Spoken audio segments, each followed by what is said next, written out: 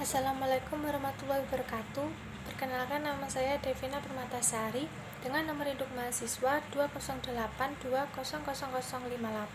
jurusan Tadris Ilmu Pengetahuan Sosial semester 4. Laporan pengelolaan kelas untuk SMP atau MTS kelas 7 kurikulum 13 semester 2. Laporan pengelolaan kelas dibagi menjadi yang pertama yaitu kegiatan administrasi yang mencakup perencanaan kelas, pengorganisasian kelas, jadwal piket, jadwal pelajaran, komunikasi kelas, dan kontrol kelas. Dan yang kedua yaitu kegiatan operasional yang di dalamnya mencakup absen kehadiran, sarana dan prasarana, kegiatan keuangan, humas di lingkungan sekolah, dan wali kelas. Yang ketiga yaitu mendesain ruang kelas yang mencakup lingkungan kelas dan penataan bangku. Yang keempat yaitu penataan kebersihan dan keindahan kelas yang mencakup penataan kebersihan, pemasangan lukisan, pemasangan hasil karya murid, dan penyediaan mading.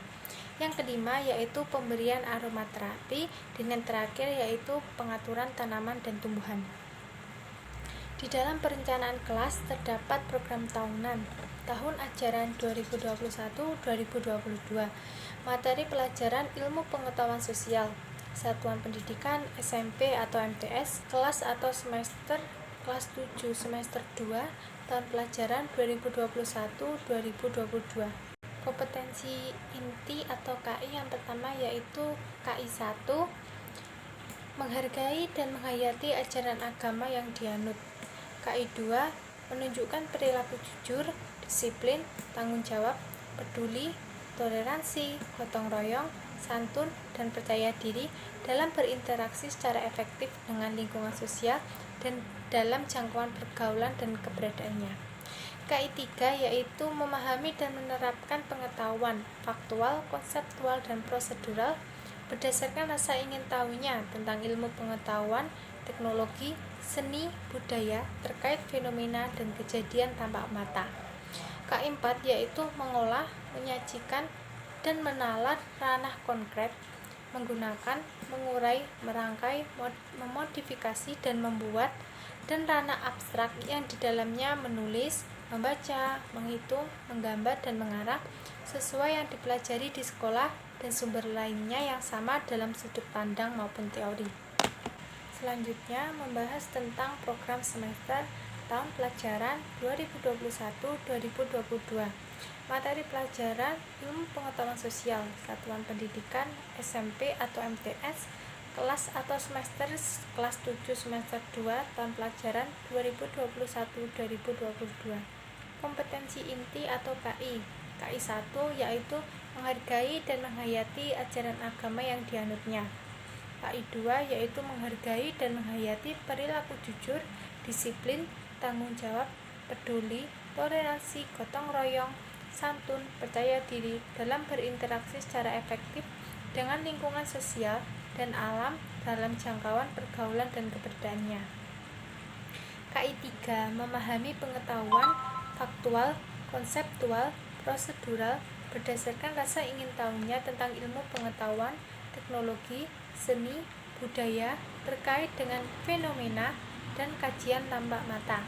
KI 4 yaitu mencoba, menyaji, dan menalar dalam ranah konkret, menggunakan, mengurai, merangkai, memodifikasi, dan membuat, dan ranah abstrak, menulis, membaca, menghitung, menggambar, dan mengarang sesuai dengan yang dipelajari di sekolah dan sumber lain yang sama dalam sudut pandang teori. Setelah itu membahas tentang program harian tahun pelajaran 2021-2022, materi pelajaran ilmu pengetahuan sosial, satuan pendidikan SMP atau MTS, kelas atau semester kelas 7 semester 2, tahun pelajaran 2021-2022. Kompetensi inti atau KI 1 yaitu menghargai dan menghayati ajaran agama yang dianutnya. KI 2 menghargai dan menghayati perilaku jujur, disiplin, tanggung jawab, peduli, toleransi, gotong royong, santun, percaya diri dalam berinteraksi secara efektif dengan lingkungan sosial dan alam dalam jangkauan pergaulan dan keberadaannya.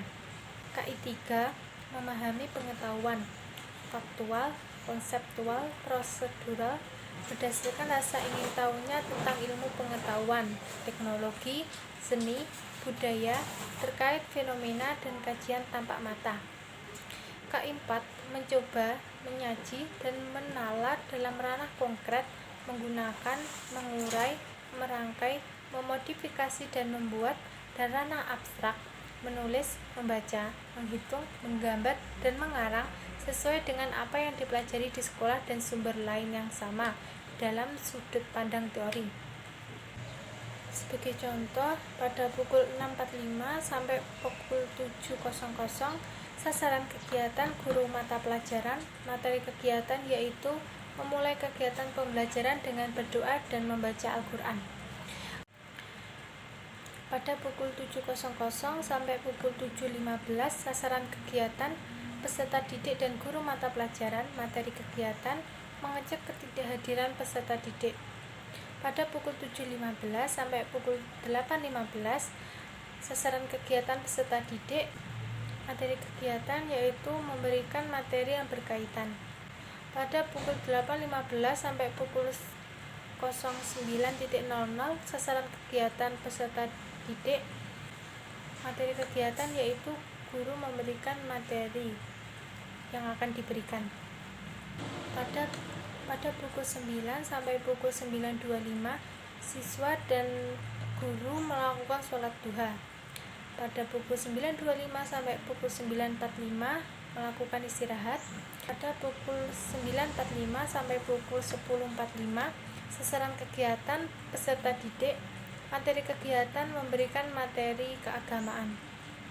Pada pukul 10.45 sampai pukul 11.30 sasaran kegiatan peserta didik.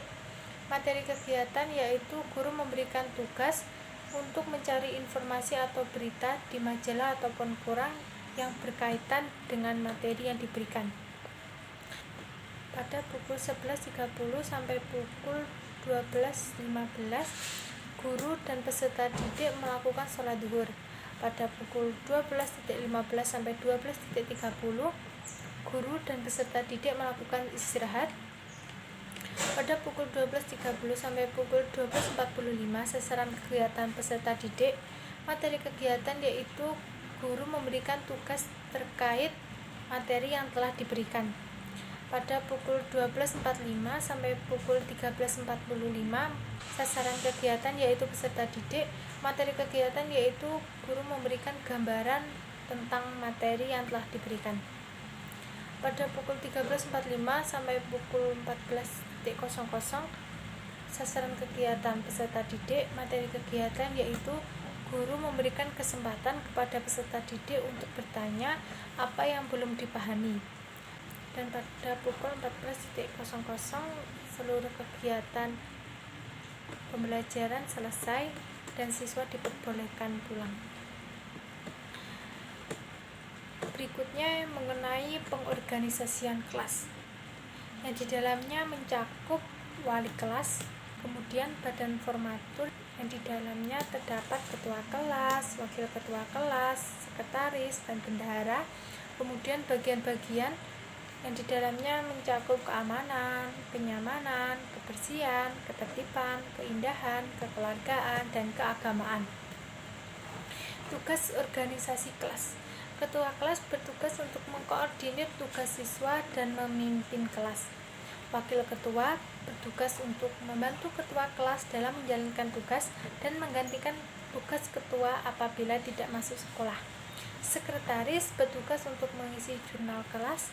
Bendahara bertugas untuk mengatur keuangan kelas. Keamanan bertugas untuk menjaga keamanan kelas. Kenyamanan bertugas untuk memperhatikan fasilitas kelas. Kebersihan bertugas untuk menjaga kebersihan kelas. Ketertiban bertugas untuk mengatur keadaan kelas agar tidak ribut. Keindahan bertugas untuk menata letak fasilitas kelas. Kekeluargaan bertugas untuk menjaga kerukunan antar warga kelas. Dan yang terakhir, keagamaan bertugas untuk mengingatkan akan ibadah. Pada jadwal piket, peserta didik dibagi menjadi beberapa hari. Dalam satu hari tersebut, peserta didik bekerja sama untuk membersihkan kelas. Jadwal piket ini dibentuk secara adil dan rata sehingga tidak akan ada siswa yang tidak kebagian jadwal piket maupun yang mendapatkan jadwal piket double. Kemudian tentang jadwal pelajaran yang berisi tentang mata pelajaran mulai dari hari Senin, Selasa, Rabu, Kamis, Jumat, Sabtu, Minggu. Di sini pada hari Senin mata pelajarannya yaitu matematika, PPKN, prakarya, IPA, dan PAI. Pada hari Selasa bahasa Inggris, IPS, IPA, bahasa Indonesia, dan TIK. Pada hari Rabu yaitu PPKN, olahraga, matematika, dan IPS. Pada hari Kamis seni budaya, IPS, bahasa Indonesia, IPA, dan PAI. Pada hari Jumat TIK, bahasa Indonesia, dan PAI. Pada hari Sabtu yaitu bahasa Jawa, IPA, matematika, dan PAI.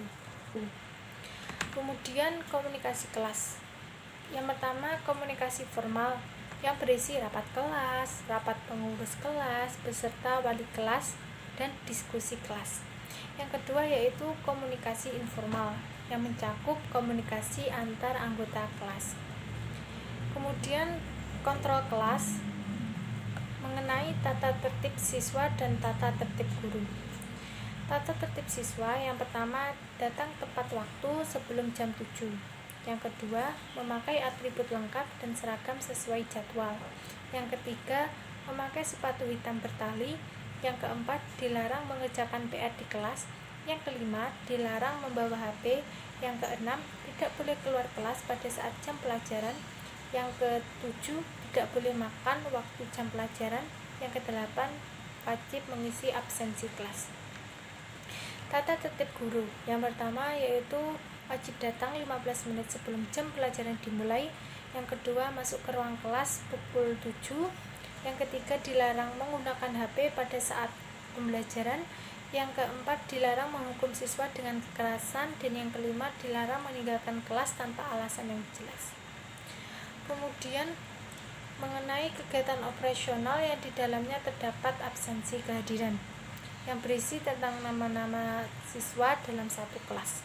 Kemudian yaitu perbekalan kelas atau sarana prasarana yang di dalamnya terdapat jumlah barang yang ada di kelas, mulai dari papan tulis, meja guru, kursi guru, meja murid, kursi murid, almari, kipas angin, LCD, jendela, pintu, sapu, pel lantai, ember, cikrak, alat peraga, mading kelas, lampu, burung garuda, foto presiden dan wakil presiden, jam dinding, dan tempat sampah. Dan di dalam perbekalan kelas atau sarana prasarana ini juga mencakup jumlah barang tersebut dan baik atau rusaknya barang yang ada di dalam kelas tersebut. Kemudian tentang kegiatan keuangan kelas yang berisi tentang keterangan uang masuk dan uang keluar dan penjelasan mengenai pemasukan dan pengeluaran sehingga akan menghasilkan jumlah akhir dari keuangan kelas tersebut. Kemudian humas di lingkungan sekolah. Secara internal, guru memberikan pembelajaran kepada murid, memberikan tugas, mengajari murid supaya cerdas, mengajarkan etika dan sopan santun. Secara eksternal, membuat WhatsApp group yang berisi wali murid untuk mengkoordinir anaknya dan memberikan informasi tentang mengadakan pertemuan setiap 3 bulan sekali. Kemudian wali kelas.